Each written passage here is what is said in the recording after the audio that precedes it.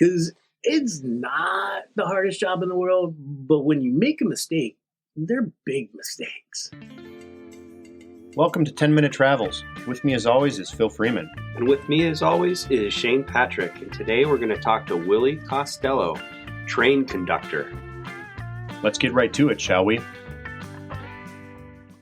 In working for the railroad, which was pretty interesting. I mean, it was great all around, but I started to find out, just how prevalent the hobo or train riders is what they like to, or riders is what they like to be called, is. And it's out there, and they have a complex system of symbols. Dogs. They always have dogs, at least the good ones. That ride with them. Huh. And you'll see, because a lot of times, and the funny thing is for me, I thought it was great. It's riding my train. I think you guys are awesome. A lot of the engineers I worked with, same thing, but some of them hated them. So it was kind of a difference between mentioning it or not, but sometimes guys that didn't like the train riders for whatever reason, there's a lot of dicks on the railroad. You could see them, you can kind of tell, they being an area just outside of town with their dog that has the little dog saddle bags on them. And they would already call it. It's I got riders, keep me moving, or, if you slow me down, keep an eye out. On the other, it's there are a bunch of times, because we go past work crews, and they would stop, they would see riders, and oh, you got riders on your train. And once it's on the radio, we have to stop. I have to go back. But we'd have just stacks of water bottles on the train. And I would just always just grab 2 6-packs of water, go back. Because one time I was going back, and some people were the way this train was set up, there's a higher shelf or kind of there was equipment up there, and there was a little deck, but they're pretty high up. And I saw them getting ready to throw their dog off of it. I was stop what you're doing. It's I didn't see you. You got to get off this train. I'm really sorry about that, but I'm not calling anyone. I never saw you. You don't have to huck the dog. Don't throw your dog off the train. And it was a young couple, pretty young, teens, maybe early 20s. So I helped him, it's dog friendly. Yeah. So I helped him get the dog down. I got him down, and I was look, got spotted. Can't stay on this train. For one thing, don't sit in that upper bracket. See this train? They have upper brackets. They have lower brackets. Gotta be more hidden.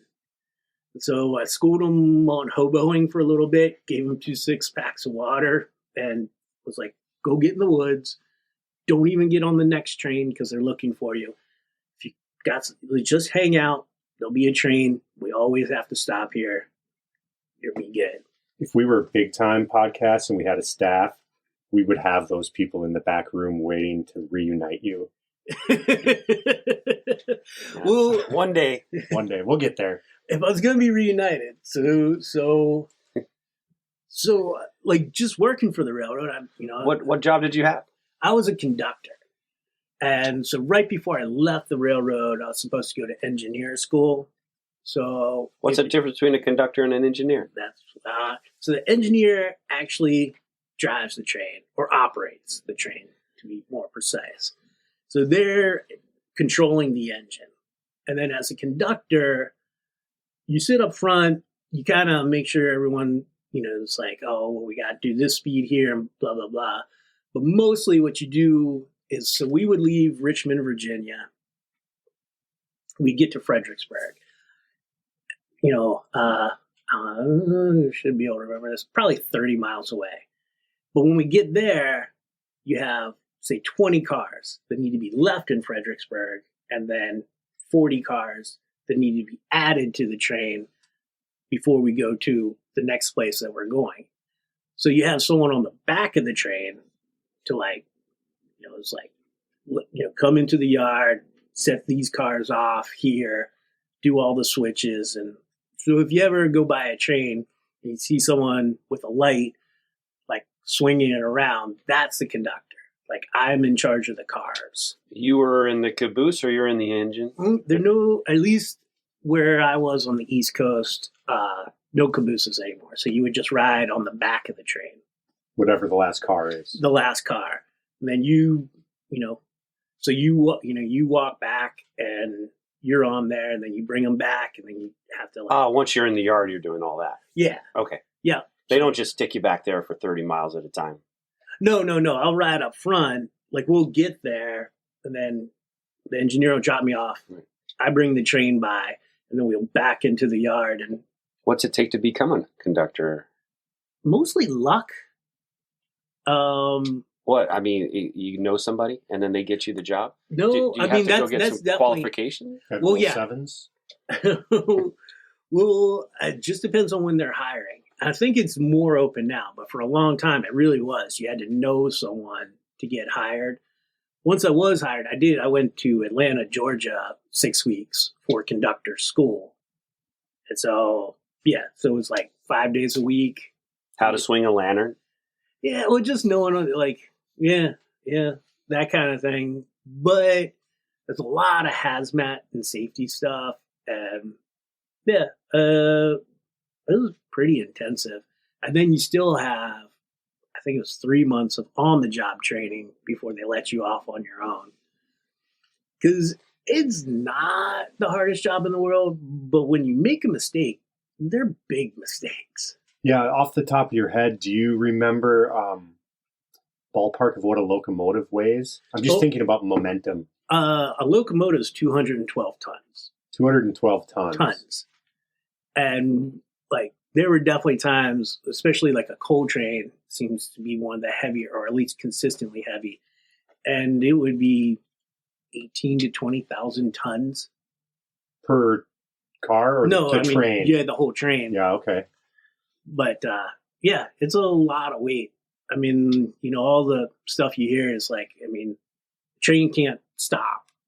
Like, especially if you're like going downhill, it can take 2 miles to stop the train. See, safely. Even if it was fully locked. Well, you try not, because then the cars are kind of loosely connected. Like a pindle hitch in a So if they all bunch up on each other, there's a good chance they'll come off the rail.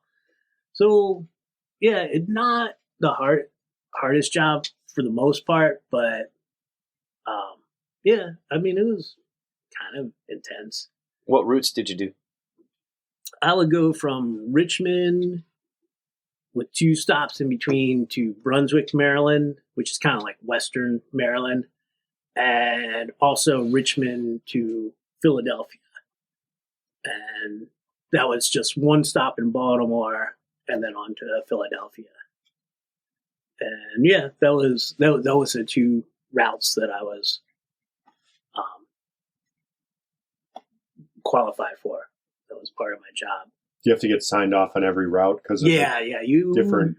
Essentially, it sounds to me like you're acting as a navigator, where you can slow down and where you have to absolutely toot the horn versus the gates that come down and you don't have to toot the horn or whatever. Nope, you always blow the horn every gate, unless there's like a certain areas they're like, you don't blow the horn here. But I imagine the logistics of a yard before you. I mean, especially, when you have a train that's like 100, once it starts moving back, you need to have everything lined up, because it's not like you can just stop and stop and stop again. And so when you get to a yard, you might have 4 switches within 50 feet. And if you get lined into the wrong place, things can go bad quickly. And so, you come down and, you get your paperwork, and you have to know where you're heading, because once the train even just starting to come back, that 3 feet to 5 feet of slack in 100 cars expands really fast. So the whole thing needs to be going where you want it to go right away. So yeah, you have to get qualified on all your yards. And even as a conductor, and granted they're grooming you to be an engineer, you need to know all your elevations and pitch, like there's a hill here, or there's a grade here, and all those different things, and all the different signal names and your mileposts, so that if anything happens right off the top of your head, you're like, all right, train just went into emergency. I got to see what happened. The head of the train is at this milepost. The rear of the train is at this milepost, so that you can let all the other trains around you know, because, you at times are traveling at 60 miles per hour in these freight trains. And if all of a sudden we stopped and everyone's moving, they need to know like where the end of our train is. I mean, we're never like so close, but it does come down to, like everyone needs to know where they are. Kind of like driving a car or a big truck, except it's almost 2 miles long. And in most places, there's just the one lane.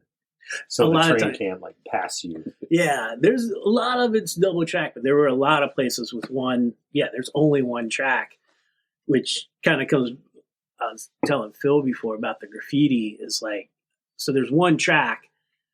So if you're the less important train, you go into what's called a siding. So there's like, you go off the track into a waiting pattern till that other train comes by. And you, depending, especially if it's like Amtrak or something, I mean, I've sat in a siding for 8 hours before. Essentially your shift. Yeah. And that's where, a lot of times, that's where the graffiti shows up on the trains. Like, the people that, like, the graffiti was phenomenal. That was Willie Costello, train conductor. If you want to learn more about Willie or listen to more 10-minute travels, you can check out 10minutetravels.com. And we definitely want to remind you to make sure that your sense of humor matches your sense of adventure.